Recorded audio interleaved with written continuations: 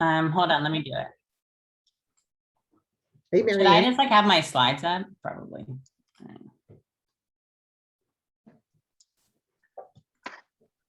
You're gonna see yourself for a second. There we go. It's working. Okay.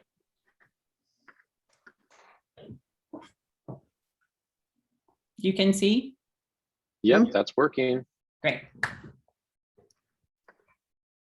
All right. Let's go ahead and get started. Welcome everybody to this month's Regenerative Leadership Call. It's so good to see you all. I'm excited to have a guest speaker today, Lauren Bell, with the Maryland National Capital Parks and Planning Commission. Did I get that right? MNCPPC. Our next call, if you want to save the date on your calendar, is going to be a Thursday, October 28th at 1 p.m. You'll get your emails from Kathy as you normally do with the link and everything. But Thursday, October 28th at 1 p.m. will be next month's call. And I'm going to just dive right in and introduce Lauren because she's got an awesome presentation and some great stories and examples to tell. And then we have a good question to wrestle with. So I met Lauren in February of 2020, right before, a month before the pandemic hit and everything kind of changed. We were at a Sustainability Institute week-long course of how to develop sustainability master plans for organizations. And she was representing MNC PPC in her role with some other colleagues. She works in the regenerative and resilient infrastructure space. She works with other people who are doing programming. You're right outside Washington, D.C. in, what's the county? Prince George's. Prince George County in Maryland. Thank you. Georgia. With an S. Oh. Super important. Prince George County is in Virginia, like right across the. Okay. Prince George's. All right. So without further ado, I'm going to turn it over to Lauren, and she's going to talk about resilience in Park and Rec and regenerative practices. And if you want to do any further introduction about your background and this dissertation work you're doing, you can speak more fully to that than I can. Sure.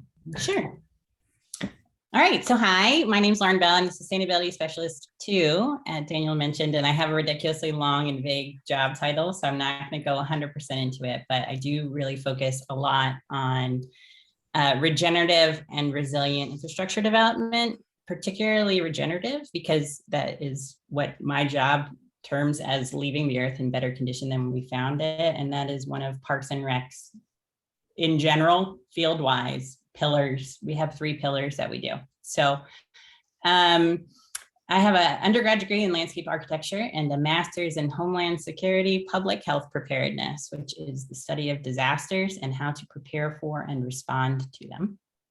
And I'm working on a doctoral degree in architecture and the built environment resilience. So my research is all about the intersections between eco-health and public health, so community health.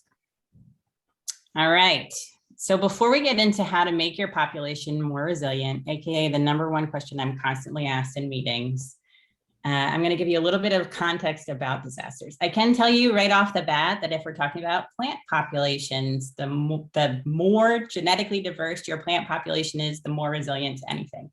But for people, it's something a little bit different. And after I talk about disasters, we'll get into the fun stuff, which is the resilience. So, disaster comes from the early Italian word disastros, which means unfavorable star. So it's just extreme bad luck. I know people are scared about disasters and they're constantly depressed about talking about disasters, but we really need to, because if we don't, we end up like what we are doing right now. The US spends over $120 billion a year on disasters. This is the highest level of spending in the world, with less than 25% infrastructure improvement matching funds. So we are the bottom of the pile we're the top of the pile on disaster spending, but the bottom of the pile on infrastructure improvements, specifically for disaster resilience.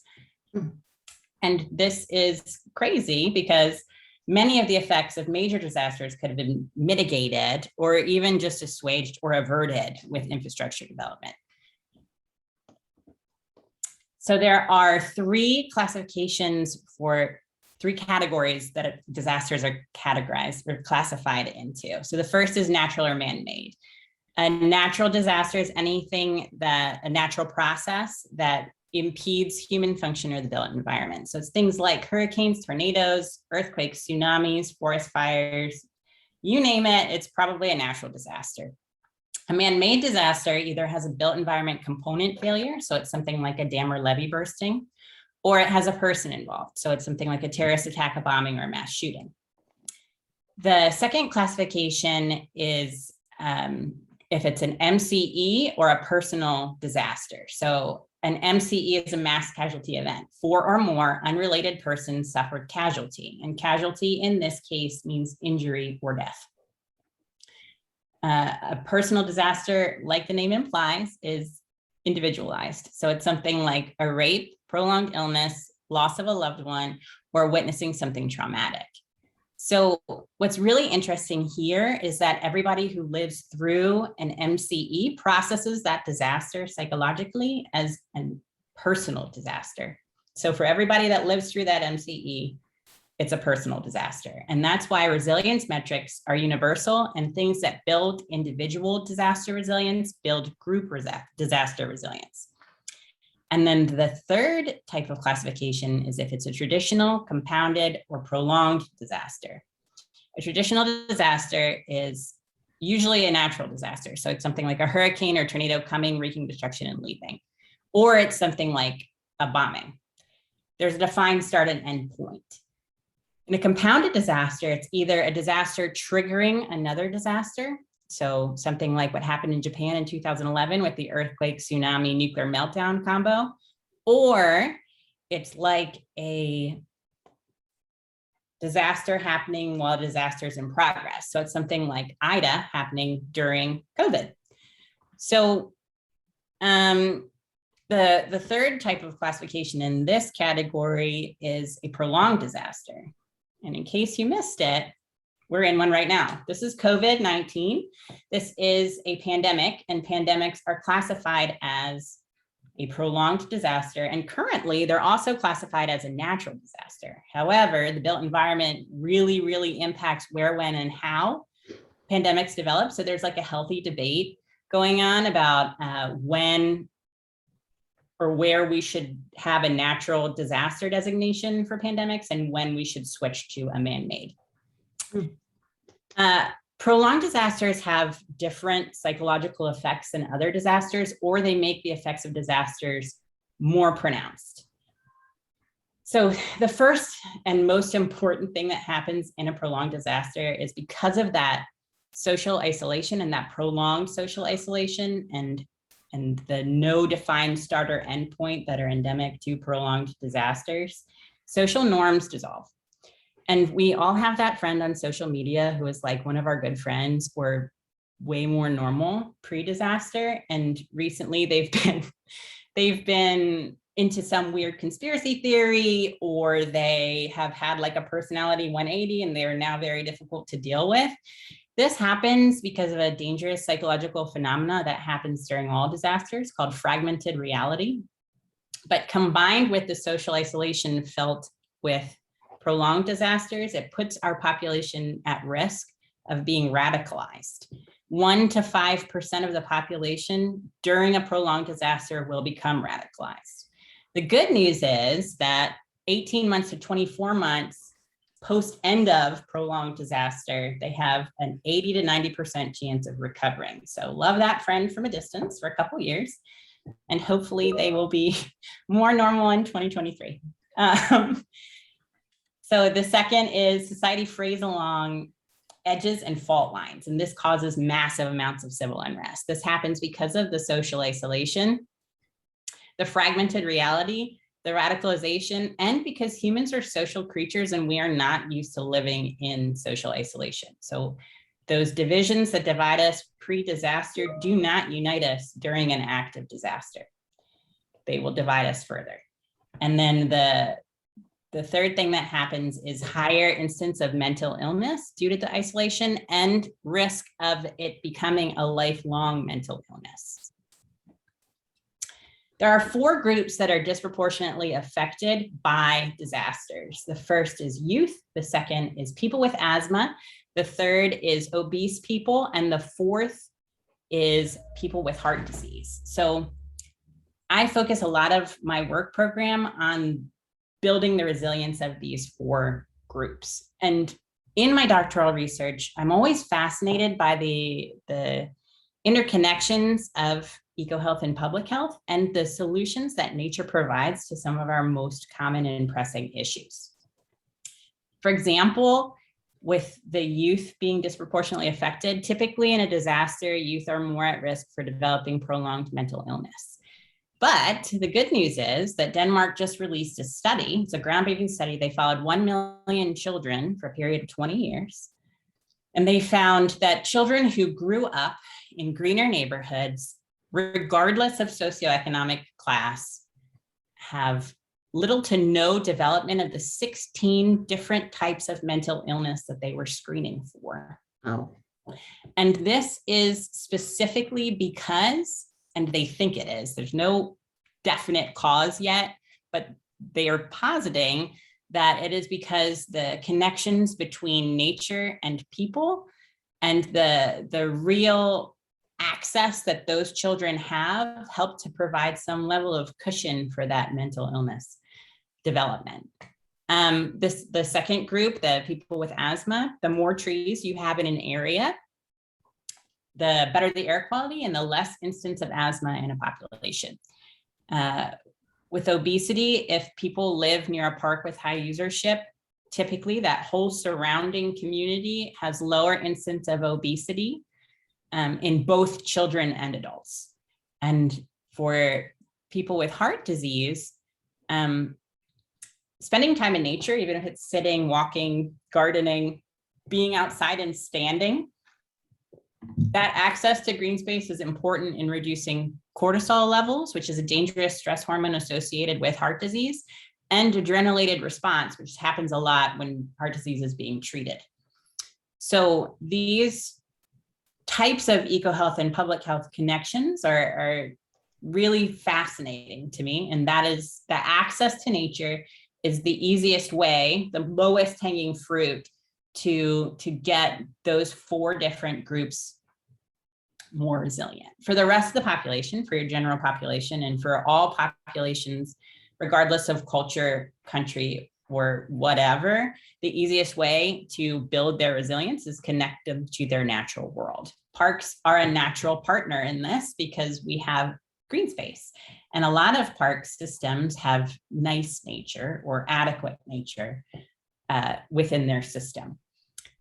That being said, all of the infrastructure ideas that I have and develop need to be funded. And I fund them through 3 different streams. The first is grant funding, and I fund these through grants. Usually if it's like a wackier idea, I'm not sure how it's going to go because MNC PPC is a taxpayer funded organization, or I don't have the access or ability to figure out the technical details on my own. So we partner a ton with University of Maryland on grant applications. And our coolest one that was just funded, and I'm gonna get a lot of this wrong because I am not super technical. So if you have like computer and IT related questions, I can probably find out from like the really smart researchers that I work with, but my area of expertise is resilience. So we are working on a patch mesh bridge Wi-Fi system to provide low to no cost broadband internet access in green space. So not only will it develop technology in broadband dynamism, but it will also allow for broadband donation. The reason why you don't see more green space Wi-Fi in this country is because it's at the burden of the landowner to both install the infrastructure and to pay for the broadband, which is actually like a limiting thing for pretty much any parks organization that you can think of, even mine, and we're really well funded. So We're hoping that by doing this, we can develop a scalable model that other park systems can follow. And it will also allow us the opportunity to broadcast our Wi-Fi signal into the surrounding community. So people who now rely on libraries to get access to, digital access, will be able to have free internet provided by a park system in their home. So it will help us to bridge the digital divide. The other types of projects that we work on, the other two funding streams, one is community partnerships. And that's where we use community group funding to pay for usually things that I don't have defined metrics for, or I'm not 100% comfortable with where I have the metrics of success outlined. We have an Eco Design for Green Equity initiative, EDGE, which is completely funded through a community group partnership. We let one of our local utility providers develop their EV charging stations on park land. And in exchange, they give us money. That money is used to fund EDGE. And EDGE's goal is to increase access to nature. We want our residents to live within a 5-minute walk of adequate nature, regardless of where they live in the county. We are the county's largest landowner, so we do have the land available to do this, but we don't have a defined metric on what adequate nature is or means. So that's what we're working on. So right now we're researching and really honestly like community canvassing to see what our people really care about with nature. And then the third type of project that we work on is traditionally taxpayer funded. This picture on the right is one of our sustainable design landscapes. It is the most popular and most requested project that I run. It's actually just started in 2020. And we only have 4 in the ground right now. We have 4 going in this fall, and I have 40 requested in the future. So, and we only have the capacity right now to do 4 in the spring and 4 in the fall. So for the next couple of years, I have this project going. This project works on both regenerative, on a regenerative level and the resilient level. We have a variety of goals and metrics for this project, and it's actually exceeded all its metrics of success. So I have to figure out ways to make this more challenging for us and the environment, I guess. But we have actively regenerated 4 ecosystems just through the installation of native plants. What you see is an 80-20 native plant to cultivar mix, and that mirrors the 80% specialist to 20% generalist insect population. And we do that so that we can help to support the birds, bees, bugs, and butterflies that visit our parks. And so by doing that, we've regenerated food webs, and that food web helps to connect people to nature.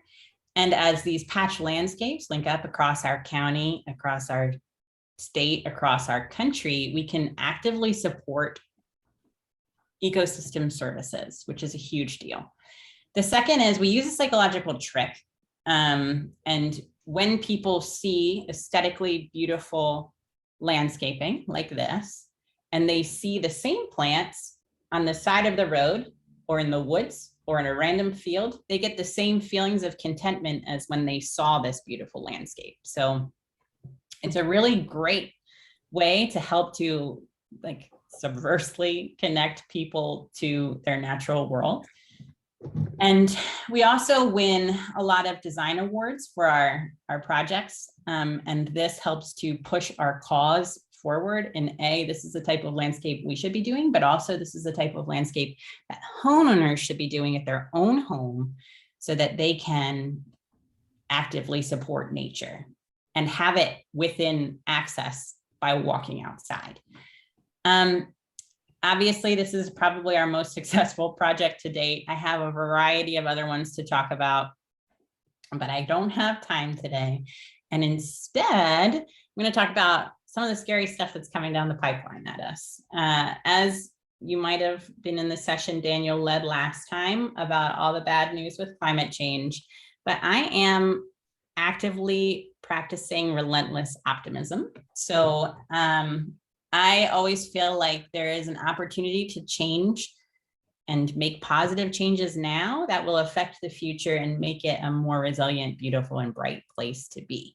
So while disasters will be more frequent and more intense due to climate change, and Kathy was actually just talking on the call a little bit earlier about all of the scary stats that are happening, and how children born in 2020 are way more likely to experience a bigger disaster than we were as children. The good news is there's ways to support resilience that are easy and then moderate and then hard. So the easiest way, and I cannot stress this enough, indigenize. It is important for us to realize that this continent, A, isn't Europe, Asia, Africa, or anywhere else where we're getting plants from. And B, we need to actively seek to connect people to the genius loci, the spirit of place that landscape architects constantly talk about. Even Maryland is a different place than where you guys live. So if we can connect people to that spirit of place, that genius loci, and actively seek to enforce those connections, we can more easily get the results that we're looking for. We also need to support community health, and that's the intersection of eco-health and public health that I mentioned earlier. The more infrastructure projects that we can get that have those dual benefits, the better everyone's going to be in the long run. So those are the two easy ones: increase access to nature and increase connection to nature. So the more connected a person is to their natural world, the more resilient to any type of disaster across the board they're going to be. A little bit more challenging would be, to install nature-based solutions as some of the infrastructure that's developed. So things like, instead of just doing a dam, what if we do a dam with plants and some water management? And then there are transformative changes that also can happen. If we look worldwide, because we don't do them, as I mentioned earlier, we don't really invest a lot in infrastructure development here. We see across the world that people are actively engaged in making responsible choices for infrastructure and regenerative resilience. And basically, the ones we look to are usually in Europe or Asia. Singapore is a great example of how a whole legal civil society changed so that they could become more resilient and more sustainable. And now they are the most sustainable country on earth. They went through all of their building codes and all of their laws to make it easier to be green and to make it a requirement to be green. And in Copenhagen, they are spending $1 billion to completely transform Copenhagen into a giant level stormwater catchment and treatment system. It's called the cloudburst formula. It's something that you can look up online and read for yourself. It's super fascinating. And even places like China, they're experimenting with things like sponge cities, where they're actively looking to use the stormwater that they get in a variety of different and creative ways, and then also help cities to not be as inundated by flooding as they could be. And flooding is the universal disaster. Every biome on Earth has the potential and propensity to flood at some point. So if we're looking at flood mitigation, and in Prince George's County with the 3 rivers that we have, I'm constantly looking at flood mitigation. I find tons of really great, really fascinating stuff going on all over the world. Questions? Yeah, so are there clarifying or connecting questions, or wanting more, tell me more about this kind of conversation or questions for Lauren? This is an experiment, so we thought that, that we have great people on our call. Thanks, Jeff, for hanging on for a sec. that, you know, we can invite them in to also share their deep knowledge and experience. Okay, Jeff. The thought just hit me as you were talking about floods, Lauren. Has anybody thought about floods being an important part of the cycle, just as fires are to forests and forest health? And, you know, that just dawned on me. I've never heard anybody talk that way, but maybe you have. Yeah, so a lot of countries, not the US, focused on that question specifically because of what happened when we got forest fires under control, which obviously you can't really get forest fires under control, right? So after what happened in Australia in 2020, they started researching really interesting ways that floodplains and floodplain control and habitation of floodplains affects natural system cycles. So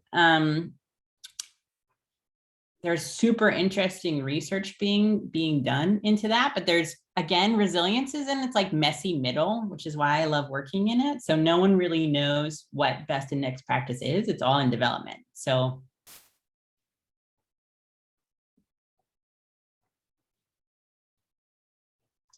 I had a question about this adequate nature. I love like 5-minute walk to adequate nature. And you said that you're still trying to figure that out, but I'm wondering, is there any research out there that's pointing to some things like is a tree adequate nature? Is it, or does it have to be X number of square feet to be adequate nature with X number of diversity of plant and animal species? Yeah, or with water feet. Well, you know, talk to me about some of what is pointing in some direction, so even if you don't have a full answer. Mentioned, all of what you mentioned is adequate nature. But the important thing that we like to do is look at either things from the UN or the World Bank as our markers, because while they are like the international political level, it's important that we start to mirror some of those practices at the local level in order to affect the most change the fastest. And they already have certain systems in place. Right now, we're testing something from the European World Bank and how they invest in nature projects and kind of figuring out how to switch those metrics so that we can measure what it means. We also have GIS data that we use to determine where and how we'll intervene in what community. Which matters. So we can see things like instance of asthma in the community, and we can see things like heart disease, obesity, levels of spending even, and then also salary levels. And then we can see iNaturalist observations, because that's one of the easiest ways to figure out if people are connecting to their natural world. And it's also how we measure the impact of things like SDLs. So, and then what's an SDL again? A sustainable design landscape. So we have all of the observations of all of the species that were there pre-intervention, and then we can measure it over a period of time to see what kinds of stuff we're seeing in the landscape that we never did before. So we're figuring out, again, how to measure what adequate nature even means. And again, like the European World Bank has a really great investment tool, but we're tweaking it to figure out how to do like a report card. You know, it strikes me, Lauren, that the world that you live in is causing your brain to think in very different ways. First of all, you think interdependently. You also actively seek how systems at all levels of scale in a system, from the ant in the naturalized landscape to the plants to the people to etc.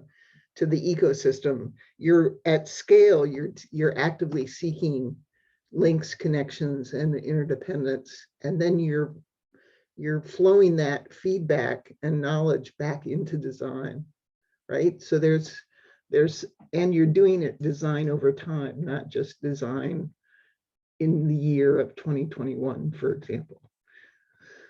And I think that there's, what you're modeling for us today is maybe some interesting insights into how the rest of us need to kind of start building our muscles, our brains, our thinking capacity to do this work in a better way.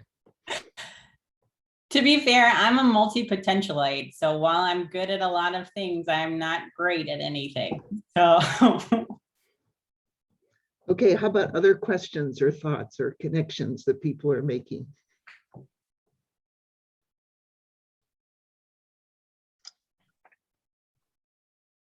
I have another question about worldviews.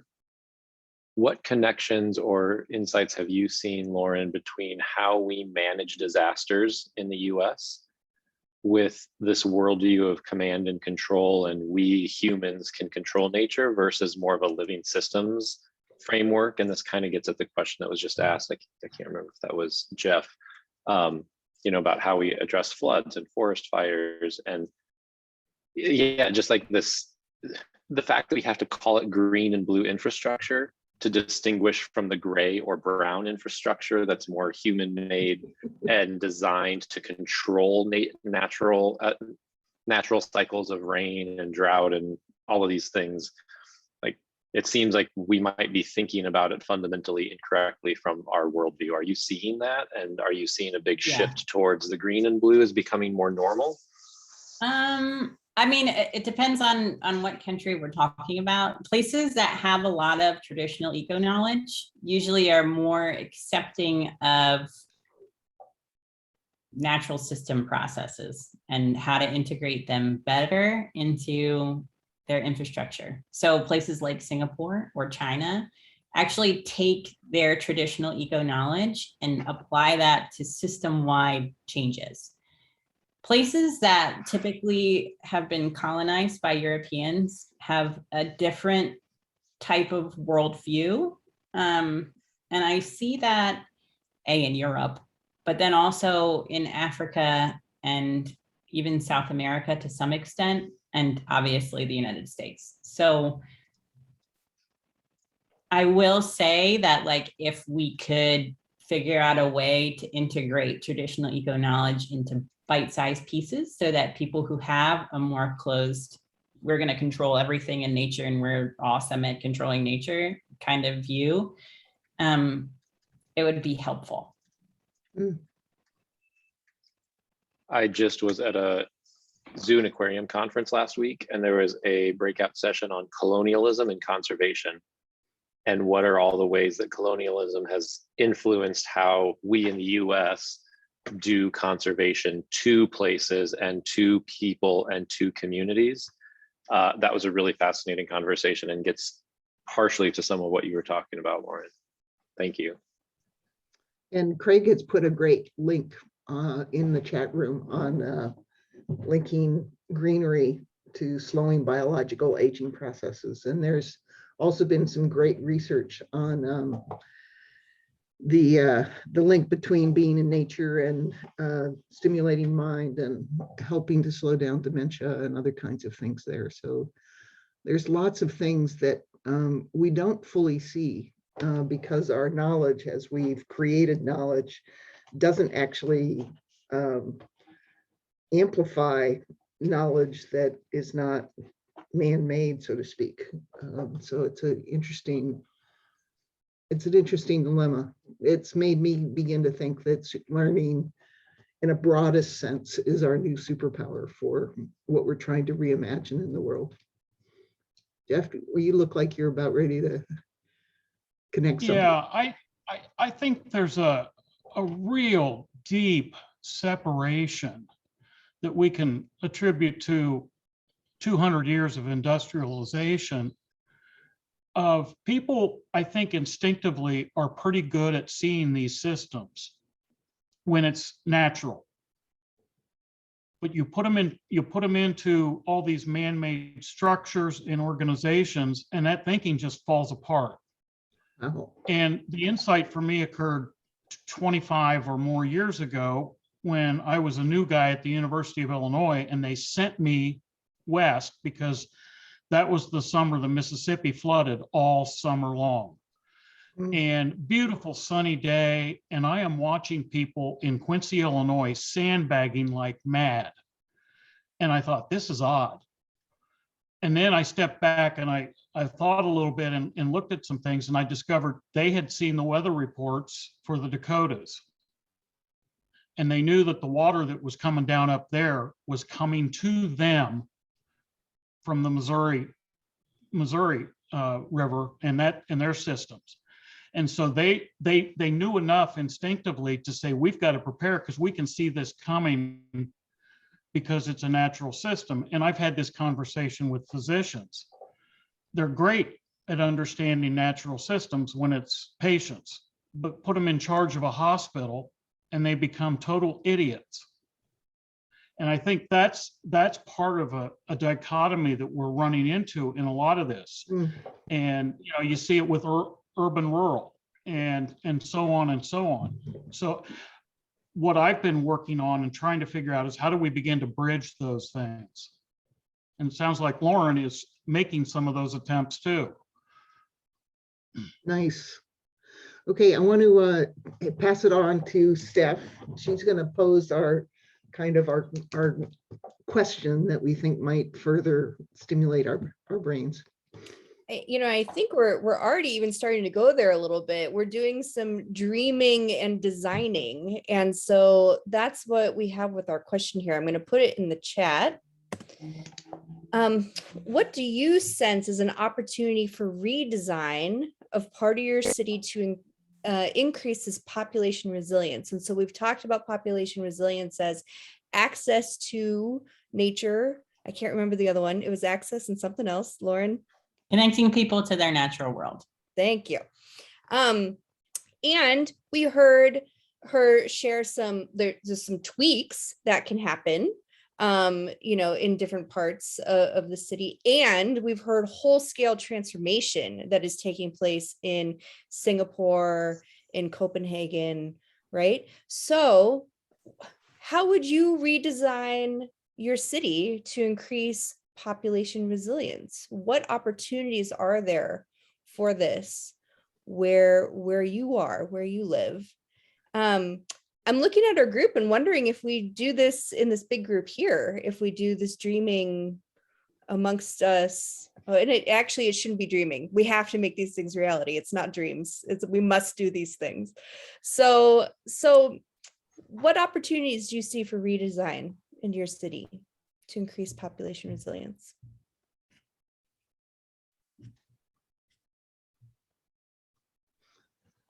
I think that I live in St. Cloud, Minnesota, right on the Mississippi River. So we're a river town. And so the Jeff's example of big rain up north turns into floods if you're on a river and a river plain. We have multiple rivers coming together into the Mississippi where I live. And then you combine that with just the weather of living in Minnesota. So we have a significant winter. And so talking about the weather is one of our kind of things that we do. It's kind of an opening social, how's the weather? What do you think about the weather? Or we talk about the weather before we get into business and whatnot. So there is a natural connection there. But one of the things that my architect friends in the city is that talks a little bit more about how the industrial framework shapes our relationship to nature is that in our city, in the history of our city, we have turned our back on the river as a source of both beauty, commerce, recreation, joy, fun, etc. And so now they're trying to redesign the city so it reorients back to this extraordinary natural phenomena that runs through our town.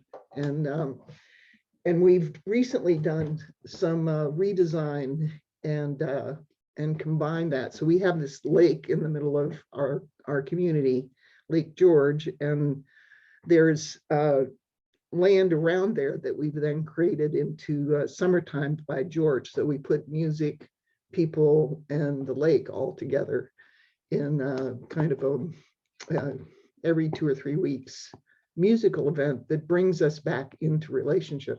Of course, COVID has disrupted that a bit, but it's back this year nonetheless. And so there's been some public policy programmatic kind of ways to try to bring people back both into relationship and into relationship with nature. So, and music and arts, and that's gonna, so those are some practical things that we have been starting to play with to do what Lauren was sharing. But I live on a hiking path because I'm a mile from multiple gardens and hiking trails and whatnot. And so I feel like I have a different kind of social security there, because it's not about the security of the police, but just the sheer volume of human beings walking up and down my street for exercise brings a different kind of security to the neighborhood you live in. And so that's another kind of thing, but it keeps, and everybody, because we have these beautiful gardens a mile away, everybody up and down this street pays attention to gardening, and they have beautiful gardens as well. So it's almost like it's a virus that spreads in a neighborhood. So those are some thoughts of things that are more actually have happened, that then everybody who walks through this neighborhood automatically reconnects somehow to the beauty of it. So it could be simple, is what I'm trying to say, what Steph has invited us into thinking about. Mark, go ahead. Yeah, I have another example around water. In the Twin Cities, there's a creek called Minnehaha Creek. That's just everything about it is beautiful, all the houses.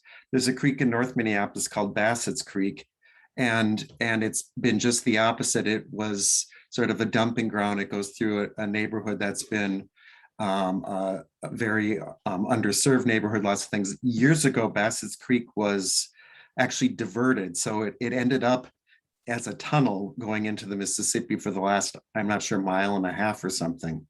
And I've been reading some things about it recently, and what could be done, and what things people have been trying to do. So I'm thinking part of redesign sometimes, and this also gets kind of into the idea of trying to block floodplains or block forest fires, it's sort of undesigning, sort of getting rid of things that we've done as people to try and control things, and to let go and then let nature take its course again. I love that undesigning, Mark. I really like that. Other thoughts, ideas, Craig? I have a lot of thoughts on this. Dan and I both live in Omaha. I'm out west, and a lot of what Kathleen and both Mark have been talking about is very much happening here. Lots of philanthropic money as well as public money is going into re-embracing the connection to the river here, through lots of revitalization and downtown reconfiguring and so forth. We also have at this higher level is NRDs, which take large swaths of land around Nebraska in general, but particularly here, and take low-lying areas and purposely flood them to manage disastrous amounts of water potential. And it's been a very expensive and a very prolific and successful way. But one of the things that's sort of come to my mind through all this discussion today, and it perhaps brings up some of my longstanding experience, is the lack of cooperation. We seem to have this division where, in our case, government and philanthropy have come together as a cohesive group. They've raised incredible sums of money, but they've made decisions for everybody around them that's going to use it. And in most of these cases, the decisions are good. The people appreciate it. They flock to it in very positive ways. And Omaha has a very long history of that success. And of course, there is invited participation from other stakeholders. But living out here in the west part of Omaha, we have large cornfields that have been cut down and replanted with houses. And we then have homeowners associations, which then fulfill a hole in government. And it's a great thing because it protects the taxpayer from prolific gambling essentially on these large developments. But long term, it's another form of this disconnect. And in our particular subdivision here, we do have a lot of green space and it's not used. It's managed, it was by an SID, it's managed by the Army Corps of Engineers. And so it's been on my mind lately of how do we get back to talking to one another? How do we fill that divide between just normal everyday conversation and this high level metric-based political and philanthropic language that's used and fill in that middle so that everybody understands what the goals are and bring that connection back to the green spaces. I love that, Craig. Did you notice during COVID that more people were starting to use the green space, or it's just straight up not used? Absolutely. People were, the first few weeks, first of all, my wife and I walk every day through the area, and we also go to one of these NRD lakes because there's a great trail around it, and it's a very quick and easy way for us to connect to the prairie that we live in and forget that we live in every day. And so there was two contrasts. At the very beginning, there was nobody. Everything was a ghost town, and then suddenly, going back in my memory, I'd say it was probably several weeks later, we saw more and more people out on the sidewalks, more and more people. We had a problem in our association with the children and the adults helping the children cut paths down through those green spaces to create trails. So it goes on and on, but yes, absolutely. Yeah, we actually have a 200% increase in park usership since COVID. So It's sustained since like 2 or 3 months into it. So it's not surprising. People turn to nature and parks specifically. There's a ton of research showing that parks are a really important social tapestry that needs to be in place for community resilience to even be a thing during disasters. What I would suggest is using some of the momentum that's happening, and maybe I kind of struggle with HOAs just in general, because in Maryland, they're like mini police and they always are like getting our residents in trouble for trying to plant native plants. But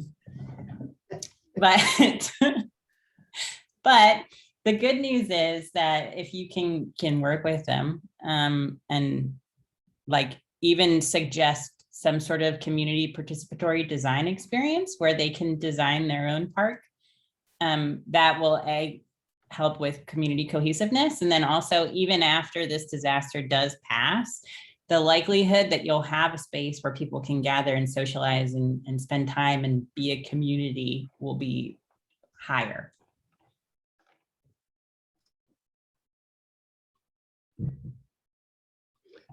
There's a leadership phenomena around perspective and decision making, where you basically imagine a ball of string in holding it in your hand as kind of a large 3-dimensional kind of thing. And when you see it up close like that, you see all the ups and downs and the unevenness, and you feel the texture of it.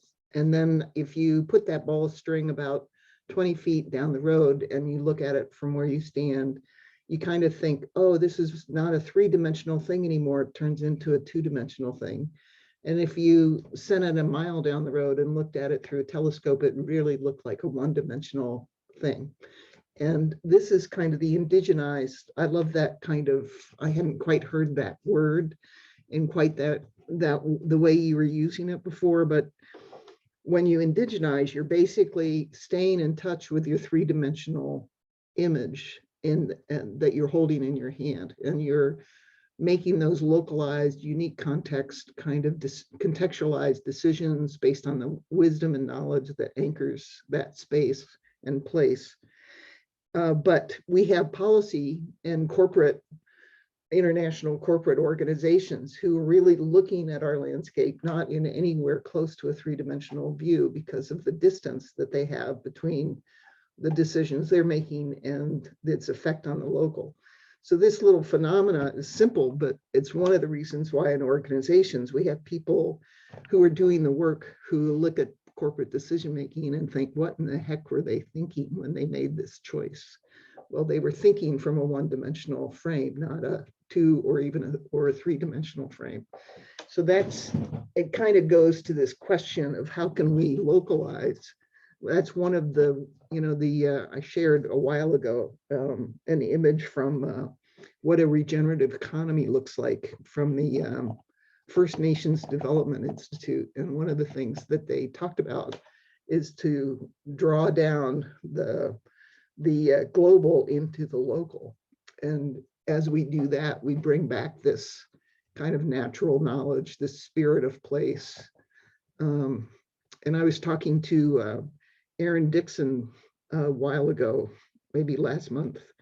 So she works at the Banff Center for Indigenous Leadership. And one of the things that their research is showing is that the more we can anchor people to the spirit of the place, the more they care about the place and the more willing they are to protect the place. So it really links up to what Lauren was sharing with us earlier. But there are a lot of habits that we're going to have to let go of and replace with something else to move forward. Kathy, I want to say thank you because I did have it. I didn't want to sound stupid, but I'm like, what do you mean exactly by indigenize? I even looked it up on Google while we were on my phone, And Kathy, that quote that you just shared at the end of the Banff Center of Indigenous Leadership, I was struck with that. Maybe you could take that in the chat or something, that one statement you just said, because the spirit of it sort of took that to the next level, I think, right, of what you meant, Lauren, when you're talking indigenize. Yeah, well, one of the interesting things that the Banff Center is playing with is this idea, how we like to talk about best practices in our organizational world. They've replaced that with wise practice. So they're beginning to generate what are the wise practices that come out of the First Nations, thousands and thousands of years of history being in relationship with land and place. And I want to see that list of wise practices, but one of them is what Erin was sharing. Well, thank you. No, and I think the other thing I was going to just quick mention, Lauren, when you're talking about that, the project that you have with 4 so far, and you could do 20 more if you had the money, etc. I felt like that really resonated with a real local, very local thing, and I wrote down birds, bees, bugs, and butterflies, and thinking I put that in my backyard or put that in our garden. And the connection you said about, well, people driving by and they see it on the side of the highway, but they see it now making beauty in somebody's yard. And so one more step question is that project, whatever that you're doing there, is that something that's duplicatable or shareable or send outable to people like me? Absolutely. Yeah. Absolutely. I even have metrics of success that are super easy to achieve. So can we get our hands on that I'll send it to Daniel. I'll make a little sheet, one sheet, and send it to Daniel. But it's great. It's a super popular program. I cannot stress enough how popular this program is with both our facility, our maintenance people, and our public. They love it. So it's way more successful than I anticipated. And I was like, well, maybe do 4 a year. And everyone's like, do more. So I put a link in the chat to an organization I serve on the board of, Metro Blooms, and they are actually also the home to a partnership with the state of Minnesota called Lawns to Legumes. And you as an individual can get a grant to do resilient planting in your own yard, in addition to the other partnerships they have to do resilient landscapes in places where people own the land. So, like, I think there are things like this that are happening in lots of ways all over the country. So it's pretty cool. Yeah, I'd say like, even in Maryland, we have the Chesapeake Bay Landscape Trust. So it's like there's like 9 states that drain into the Chesapeake Bay. They give grants in all 9 of those states so that they could theoretically get better conservation landscaping. But it's been really cool to see, like, I'm on the panel of judges for their beautification. So it's been really cool to see like what homeowners come up with and what they do. And I have noticed a change probably in the last like maybe 3 years from the conventional landscaping beautiful to a more wild aesthetic, which I prefer. So I remember visiting some relatives of a friend of mine in Dublin, and she had a totally regenerative backyard that she had redesigned. She happened to be the gardening editor for the Irish Times, and so you went back into her yard, you had chickens, but you also had bee habitat, and it was a totally extraordinary kind of small space, but extraordinarily well designed in a regenerative way. And it just makes you wonder, what would our neighborhoods look like if we really started embracing and thinking about those things? Yeah, and out here, I live out here in Marin County, California, and there's a great partnership that's a great model for across the country. It's called the Marin Agricultural Land Trust. And they're partnering with landowners and farmers and others to protect the land, not to develop it more or have certain sustainable practices on the land that create climate resilience in this partnership of more and more protected land, but allowing a low level of agricultural activity on it, right? Mm-hmm. But not letting it be bought up or developed or things like that. So it's a great model just outside of the zone of the cities, but towns, but still right around as a county kind of approach. And they're having great success. And I was just looking on their site, which they change periodically, and their front page, big bold letters, is help build climate resiliency. And they haven't been saying that before. And that's a new, right? All the things that we're talking about is around climate resiliency. And so they're shifting their focus as well. Instead of just protecting the land, what are we doing to provide greater resilience, more regenerative approaches? So I hope that's also a model at a county level that can be developed around the United States and other places as well. Cool. So we're pretty much almost at our end here. So I just want to remind us all that our next call will be on Thursday. We're sorry about the fact that we keep bouncing around. We're going to try to get a little more stabilized here. But it'll be Thursday the 28th at 1 p.m. and we'll see where this conversation goes and what, if any of you have something that you would like to share, maybe a project or a piece of work or something that you're reflecting on or thinking about, let one of us know. And because it's always time to invite others into the conversation to spread up everybody's individual and collective thinking on what do we need to do to create a better world. So it's great fun to see all of you today. So thank you. Thank you, Lauren, so much for presenting. Thank you, Lauren. Yeah. It was fantastic. Yeah. Thanks for your presentation, this is Lauren. Seriously fun. Yeah. So thank you. All righty. Take care. Thanks, everyone. Bye. See ya.